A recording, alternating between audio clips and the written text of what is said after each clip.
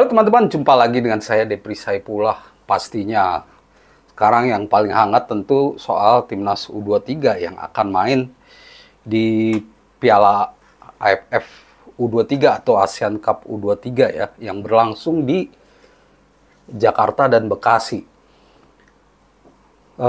Ini menjadi tugas pertama dari Gerard Vandenberg untuk membesut Garuda Muda.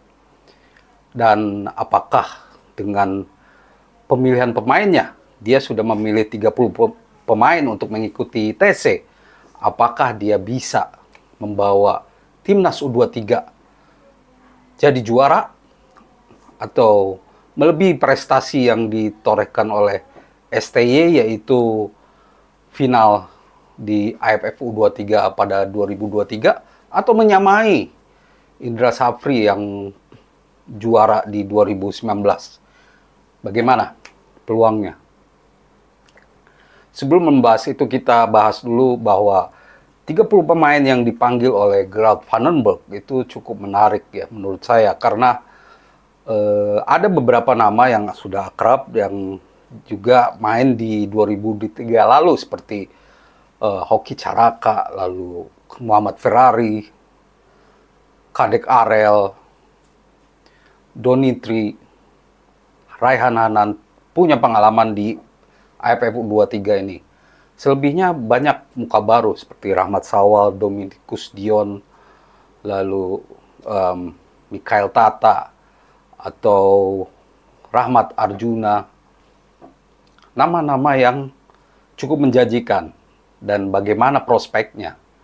Kalau dilihat dari nama-nama yang ada, saya melihat bahwa ini kombinasi antara pemain yang sudah pengalaman dan pemain yang akan segera menjalani debut.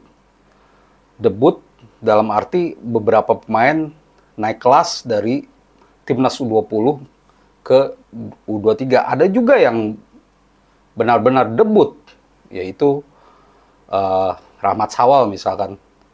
Kalau dia terpilih ya dia bakal debut dengan Timnas U23, karena pastinya skuad akan dikerucutkan lagi menjadi 23 pemain.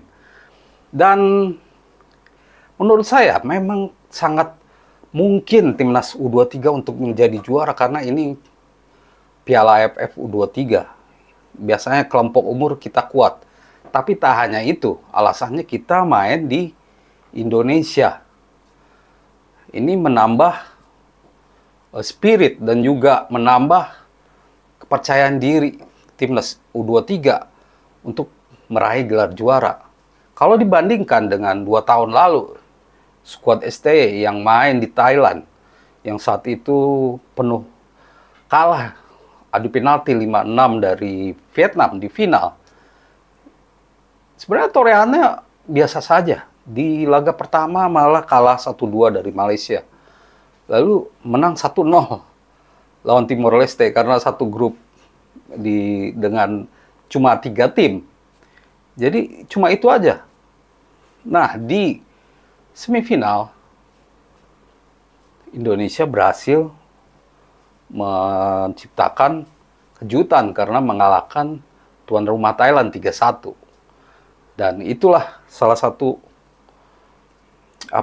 highlight ya, termasuk dulu masih ada Hernando, ada Ramadan Sananta, ada juga Afrianda Dewangga. Yang nama-nama itu tidak ada. James Kelly Sawyer udah tidak ada. Sekarang adalah momen pemain-pemain yang baru. Dan dengan materi yang sekarang ada, menurut saya sangat bisa. Karena dari grup saja kita akan kembali bertemu Malaysia, terus Filipina dan Brunei Darussalam. Dari komposisi ini saja, menurut saya jadi juara grup sudah kemungkinan besar bisa dilakukan. Lalu ada juga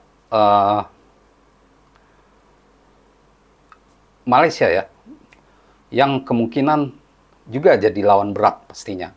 Jadi dilihat dari faktor tuan rumah, lalu lawan-lawan yang dihadapi, menurut saya peluang itu cukup besar. Yang menjadi masalah nyaris tidak ada. Persiapan pun cukup baik, karena pemain akan mengikuti TC mulai tanggal 20 Juni ini sampai 14 Juli. Cukup, latihan cukup. Disitulah Gerard Van den Boeck akan melihat skuadnya. Disinilah kejelian Gerard Van den Boeck akan diuji.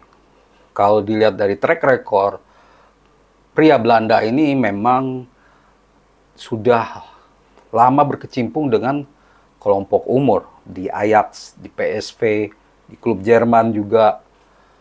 Bertahun-tahun dia berkecimpung di usia muda. Jadi ya ibaratnya kalaupun dia melatih di Indonesia, tentunya tahulah siapa yang terbaik, siapa yang kurang bagus. Jadi dengan faktor-faktor itu tidak ada alasan bagi timnas U23 untuk tidak jadi juara. Memang ini hanya target antara, karena yang kita diinginkan oleh PSSI juga yaitu kita lolos lagi ke Piala Asia U23, karena harus ada ikut kualifikasi lagi. Dan jadi ibaratnya 30 pemain ini akan menjadi ajang seleksi lah untuk Gerard Van den Boeck melihat bakat-bakat yang istimewa. Dari skuad yang ada sekarang, ya mungkin kalau di posisi kiper ya, saya pikir Cahya Supriyadi paling kuat ya peluangnya. Walaupun ada Dava Pasha, lalu ada juga Putra Sepa, lalu ada juga kiper dari Persik. Ada 6 yang bersaing. Di posisi back juga pasti itu saja. Ada Kadek Arel, lalu Muhammad Ferrari, Donitri, lalu Mikel Tata. Nama-nama itu saja. Yang menarik itu Rahmat Sawal, back 19 tahun, yang main di PSIS, dan punya tinggi 190, ini istimewa. Apakah dia akan jadi starter, karena tubuhnya cukup ideal, sangat bagus ya untuk posisi back. Lalu ada juga pemain muda, Dominikus Dion, gelandang PSS Sleman, yang di Liga 1 musim lalu dia main sebanyak 30 kali dan mencetak 3 gol dan 1 assist. Ini prospektif sekali gitu. Dan tentu ada juga Rahmat Arjuna, main 32 kali dengan Bali United ya, dan mencetak 6 gol. Jadi saya melihat bahwa pemilihan dari Gerard Van den Boeck ini tidak asal. Dia melihat juga merit atau prestasi pemain, jumlah menit bermain si pemain ini. Dan itulah yang ada sekarang. Jadi itulah mengapa pemain-pemain yang ada sekarang bisa mengantarkan timnas U23 untuk menjadi juara. Walaupun tentu lawannya tentu bisa kita lihat Malaysia, Vietnam, dan Thailand. Itu saja. Dan sekali lagi seperti yang saya bilang, juara adalah target. Tapi yang paling penting adalah ke depannya di Piala Asia U23. Kita harus lolos lagi dan membuat sejarah lagi dan mencoba untuk lolos lagi Olimpiade. Jadi kesimpulannya dari 30 pemain ini menurut saya sangat prospektif. Altaf Ariski, ada pemain-pemain yang menarik, yang pantas ditunggu. Jadi skuad yang ada sekarang memang cukup berubah atau sangat berubah dibandingkan 2 tahun lalu. Ya karena seperti Ramadan Sananta sudah menggabung senior, jadi Afrianda Dewangga juga walaupun ya udah melewati umurnya, lalu Hernando Ari juga begitu.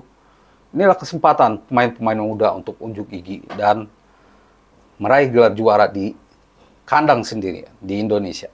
Demikian ulasan saya teman-teman, semoga menjadi ulasan yang menarik dan juga informasi yang menarik buat teman-teman semua. Terima kasih atas perhatiannya dan salam olahraga.